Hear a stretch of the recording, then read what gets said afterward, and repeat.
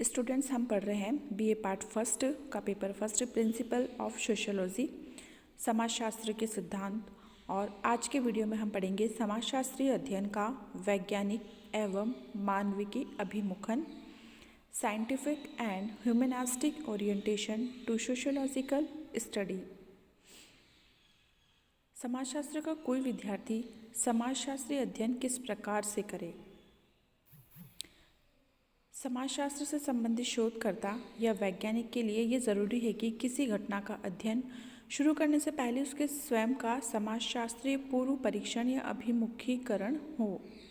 जब तक ऐसा नहीं होगा वह समाजशास्त्रीय अध्ययन हेतु सक्षम नहीं हो सकेगा। विद्वानों का मानना है कि अध्ययनों को प्रामाणिकता के साथ संचालित करने के लिए अध्ययनकर्ता का वैज्ञानिक या मानविकी और समाजशास्त्रीय अभिमुखन होना अनिवार्य है। इस प्रकार के अभिमुखन के नहीं होने पर प्रमाणित तथ्यों के आधार पर विश्वसनीय निष्कर्ष नहीं निकाले जा सकते और सिद्धांतों का निर्माण भी नहीं किया जा सकता। समाजशास्त्रीय अध्ययनों के वैज्ञानिक और मानविकी अभिमुखन या पूर्व अभिमुखीकरण के अर्थ को समझना यहाँ बहुत ज़रूरी है। इसलिए सबसे पहले हम ये समझेंगे कि अभिमुखन या ओरिएंटेशन शब्द का अर्थ क्या होता है। अभिमुखन शब्द अंग्रेजी भाषा के ओरिएंटेशन का हिंदी अनुवाद है। अंग्रेजी शब्दकोश के अनुसार अभिमुखीकरण या पूर्व अभिमुखीकरण एक ऐसी प्रक्रिया है जिसके माध्यम से व्यक्ति का अभिमुखन किया जाता है। पूर्व अभिमुखीकरण का शाब्दिक अर्थ है किसी स्थिति, वस्तु और विषय के संबंध में पहले से ही जानकारी प्रदान करना। पूर्व अभिमुखीकरण व्यक्ति के लिए मार्गदर्शक या पथ प्रदर्शक है जो उसे अध्ययन विषय का पहले से ही परिचय करा देता है। इससे प्रामाणिक अध्ययन करने में सहायता मिलती है। अभिमुखन का अर्थ समझने के पश्चात हमें यह समझना होगा कि समाजशास्त्रीय अभिमुखन किसे कहते हैं, सोशियोलॉजिकल ओरिएंटेशन क्या है। इस अभिमुखन का तात्पर्य उस प्रक्रिया से है जिसके माध्यम से अध्ययनकर्ता को समाजशास्त्र के महत्वपूर्ण पक्षों से परिचित करवाया जाता है और उसे समाजशास्त्रीय परिप्रेक्ष्य के अनुरूप अध्ययन करने के लिए प्रशिक्षित किया जाता है। समाजशास्त्रीय अभिमुखन एक ऐसी प्रक्रिया है जिसके द्वारा व्यक्ति को इस प्रकार से प्रशिक्षित किया जाता है कि उसे समाजशास्त्रीय अध्ययन करने से पहले ही आवश्यक ज्ञान और जानकारी प्राप्त हो जाए। इससे वह समाजशास्त्रीय अध्ययन करने में पूर्ण तरीके से समर्थ हो जाता है। अभिमुखन की प्रक्रिया अध्ययनकर्ता को अनुसंधान कार्य के अलग अलग चरणों से परिचित करवाती है। निष्कर्षतः हम ये कह सकते हैं कि अभिमुखन की प्रक्रिया के द्वारा मूल अध्ययन प्रारंभ करने से पहले ही अनुसंधानकर्ता का अभिमुखन हो जाता है जिसके आधार पर उसका मार्गदर्शन होता है। समाजशास्त्रीय अभिमुखन दो प्रकार का होता है। एक है वैज्ञानिक अभिमुखन जिसे हम साइंटिफिक ओरिएंटेशन भी कहते हैं और दूसरा है मानविकी अभिमुखन जिसे ह्यूमनिस्टिक ओरिएंटेशन भी कहा जाता है। यदि हम समाजशास्त्रियों के कार्यों और उसके विचारों पर प्रकाश डालें तो हमें इससे पता चलता है कि कुछ ने अपने अध्ययनों में वैज्ञानिक पद्धतियों का बहुत सावधानीपूर्वक प्रयोग किया, तथ्यों को ठीक उसी रूप में चित्रित किया जिस रूप में वे हैं, उनका ठीक से वर्गीकरण किया और निष्कर्ष प्रस्तुत किए। कुछ ने अपनी अंतर्दृष्टि पर निर्भर रहते हुए समाज के संदर्भ में बहुत कुछ लिख डाला और अनेक सामान्यीकरण कर डाले। इस प्रकार के अध्ययनों में वैज्ञानिक पद्धति का कहीं भी सहारा नहीं लिया गया। यह आनुभविक प्रमाणों पर आधारित नहीं थे। इसके संबंध में एलेन सिंकल्स ने कहा था कि वैज्ञानिक इस मामले में विभाजित रहें कि क्या समाजशास्त्र विज्ञान हो सकता है। जैसे कि हमने इससे पूर्व के वीडियो में पढ़ा था कि समाजशास्त्र की प्रकृति, कि समाजशास्त्र विज्ञान है और यदि इसे विज्ञान कहा जा रहा है तो इसके पक्ष में कौन कौन से तर्क दिए जाते हैं, और अगर ये विज्ञान नहीं है तो इसके विपक्ष में कौन कौन से तर्क दिए जाते हैं। तो यहाँ पर भी यही प्रश्न उठता है कि क्या समाजशास्त्र विज्ञान हो सकता है। इसकी पद्धतियाँ सहानुभूतिपूर्ण समझ की होनी चाहिए या फिर नियंत्रित प्रयोग की होनी चाहिए। क्या समाजशास्त्र की कोई सिद्धांत रचना करनी चाहिए या तथ्यों की खोज करनी चाहिए। क्या समाजशास्त्र राजनीतिक दृष्टि से संलग्न होना चाहिए या उसे मूल्य स्वतंत्र होना चाहिए। इन प्रश्नों के संबंध में समाजशास्त्री जो कुछ निर्णय लेते हैं उसका समाजशास्त्रीय जांच के प्रकार पर गहरा प्रभाव पड़ता है। इससे स्पष्ट हो जाता है कि समाजशास्त्र के परिप्रेक्ष्य के संबंध में समाजशास्त्रियों में मत भिन्नता रही है। समाजशास्त्र में दो परिप्रेक्ष्यों की प्रधानता रही है। पहला है वैज्ञानिक परिप्रेक्ष्य, साइंटिफिक पर्सपेक्टिव, और दूसरा है मानवतावादी या मानविकी परिप्रेक्ष्य, जिसे ह्यूमनिस्टिक पर्सपेक्टिव भी कहते हैं। परिप्रेक्ष्य शब्द का अर्थ क्या होता है? परिप्रेक्ष्य पर्सपेक्टिव अर्थात किसी भी घटना को एक छोर से दूसरे छोर तक उद्देश्यपूर्ण दृष्टि से देखना ही परिप्रेक्ष्य है, अर्थात एक दृष्टिकोण है, एक नज़रिया है। समाजशास्त्र के जन्मदाता फ्रांस के ऑगस्ट कॉम्टे ने समाजशास्त्रीय विश्लेषण में वैज्ञानिक परिप्रेक्ष्य का सहारा लिया था। Spencer, email Durkheim, Max Weber, Pareto और पार्सन्स ने जैसे समाजशास्त्रियों ने भी वैज्ञानिक परिप्रेक्ष्य को ही अपनाया, लेकिन इन विद्वानों के अध्ययनों के माध्यम से समाजों में यथास्थिति अर्थात व्यवस्था के पोषण और सामाजिक व्यवस्था और सामाजिक संतुलन बनाए रखने की बात तो प्रकट हुई, लेकिन औद्योगिक क्रांति और पुनर्जागरण के कारण नवीन परिस्थितियों के संदर्भ में मौजूदा समाजशास्त्रीय अध्ययनों के प्रति असंतोष उत्पन्न हुआ, जिससे कुछ विद्वान यह अनुभव करने लगे कि वैज्ञानिक परिप्रेक्ष्य से प्रभावित समाजशास्त्र कई सामाजिक और मानवीय समस्याओं के हल प्रस्तुत करने में असमर्थ रहा है। विशेषतः समाज के उपेक्षित वर्गों की ओर ध्यान नहीं दिया गया है। समाजशास्त्रियों के ज्ञान का उपयोग उनकी समस्याओं के समाधान के लिए नहीं किया गया है, जिसके परिणाम स्वरूप एक नए परिप्रेक्ष्य का जन्म हुआ, जिसे मानवीय परिप्रेक्ष्य ह्यूमनिस्टिक पर्सपेक्टिव कहा जाता है। C Wright Mills, Horowitz, Gouldner, Martin Nicolaus, Peter Berger और हेराल्ड गारफिंकल ने जैसे समाजशास्त्रियों ने अपने अध्ययनों में इस नवीन परिप्रेक्ष्य को अपनाया। यहाँ पर हम सबसे पहले वैज्ञानिक परिप्रेक्ष्य को ही समझने का प्रयास करेंगे। वैज्ञानिक परिप्रेक्ष्य या वैज्ञानिक अभिमुखन Auguste Comte, Durkheim, Max Weber, Pareto और पार्सन्स। इन समाजशास्त्रियों का मानना था कि मानवीय व्यवहार कुछ वैज्ञानिक नियमों और प्रविधियों के अनुसार संपन्न होता है। लोग समान परिस्थितियों में समान रूप से ही व्यवहार करते हैं और इनका ये मानना था कि मानवीय आचरण में कार्यकारण का संबंध पाया जाता है और इसके संबंध में पूर्व अनुमान और भविष्यवाणी की जा सकती है। दुर्खीम के द्वारा अपनाया गया अध्ययन का तरीका बिल्कुल वैज्ञानिक था, जिसके प्रमुख कारण थे समस्या को परिभाषित करना, ये परिकल्पना करना या उपकल्पना बनाना कि समस्या को कैसे हल किया जाए, इस उपकल्पना की जांच करना और परिणामों और निकाले गए निष्कर्षों का विश्लेषण कर निकालना। दुर्खीम ने अपने अध्ययन में कारण और कार्य पर बहुत जोर दिया था, जो उनके द्वारा अपनाए गए वैज्ञानिक दृष्टिकोण को स्पष्ट रूप से प्रमाणित करता है। मैक्स वेबर कहते हैं कि सामाजिक विज्ञान मानव के ऐतिहासिक और अनैच्छिक कार्यों का अध्ययन करने के लिए वैज्ञानिक विधि का सहारा लेते हैं। इसके संबंध में रॉबर्ट के मर्टन ने कहा है कि समाजशास्त्रीय परिप्रेक्ष्य को वैज्ञानिक स्वरूप प्राप्त करने के लिए विज्ञान की प्रमुख विशेषताओं को मान्यता देनी होगी। टॉलकट पार्सन्स ने अपनी वैज्ञानिक पृष्ठभूमि के कारण अपने समाजशास्त्रीय अध्ययनों में वैज्ञानिक अभिमुखन को ही अपनाया। इन्होंने प्राकृतिक विज्ञानों और सामाजिक विज्ञानों में अंतर करते हुए बताया कि विषय वस्तु की दृष्टि से एक दूसरे से भिन्न है, लेकिन आपने सामाजिक विज्ञानों में प्राकृतिक विज्ञानों में प्रयुक्त सामान्य पद्धतियों को कार्य में लेने पर जोर दिया है। पार्सन्स की ये भी मान्यता थी कि अवधारणा और सैद्धांतिक व्यवस्थाओं को आनुभाविक रूप से प्रमाणित किया जाना चाहिए और उनकी इसी मान्यता ने उन्हें प्रत्यक्षवादी बना दिया। वैज्ञानिक अभिमुखन के समर्थक विद्वान जिन्होंने समाजशास्त्रीय वैज्ञानिक अभिमुखन के संबंध में अपने कुछ विचार प्रकट किए, जैसे कि सबसे पहले समाजशास्त्री आते हैं ऑगस्ट कॉम्टे। कॉम्टे ने विद्वानों के पदसोपान की व्याख्या की, समाज के विज्ञान की स्थापना की और अध्ययन के लिए प्रत्यक्षवादी प्रणाली के प्रयोग पर उन्होंने जोर दिया था।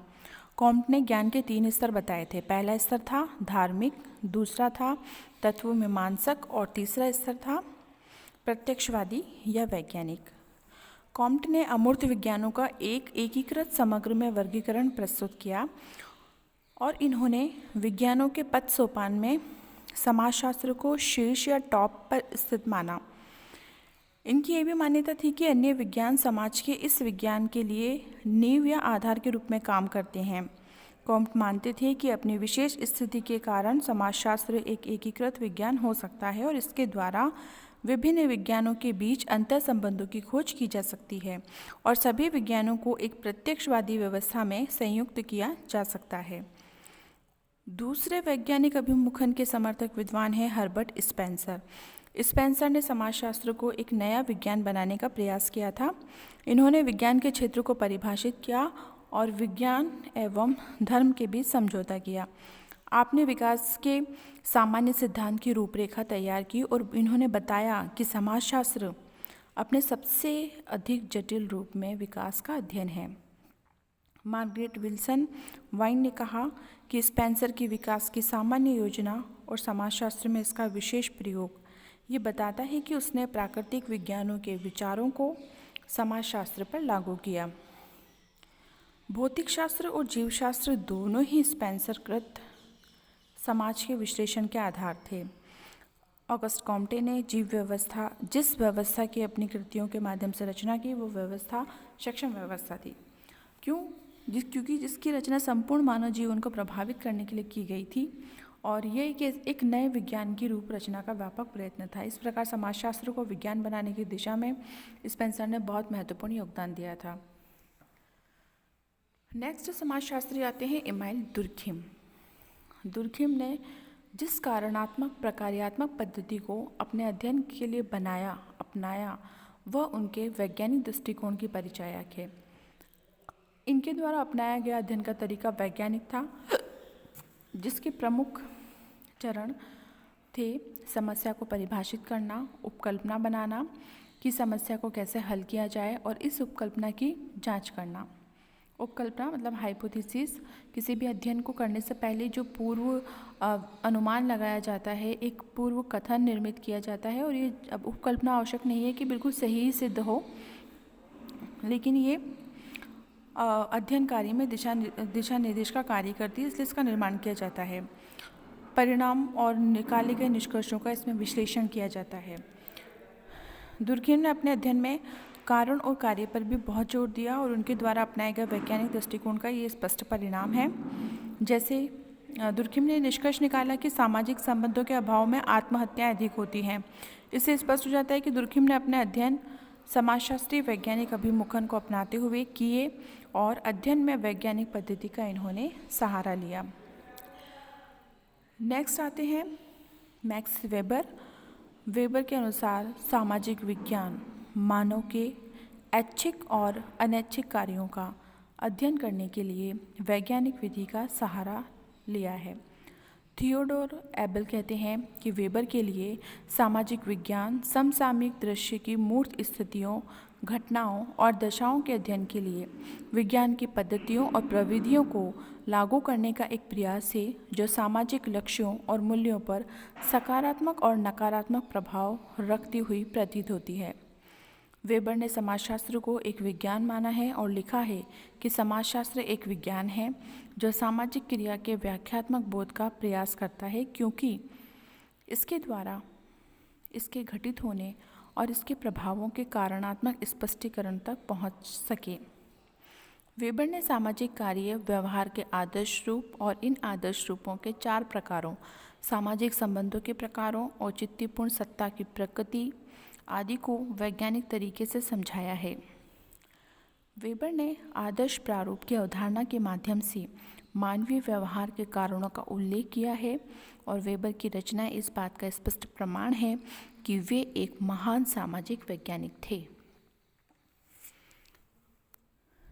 अगले समाज वैज्ञानिक अभिमुखन के समर्थक हैं टॉलकट पार्सन्स। अपनी वैज्ञानिक पृष्ठभूमि के कारण पार्सन्स ने अपने समाजशास्त्रीय अध्ययनों में वैज्ञानिक अभिमुखन को ही अपनाया।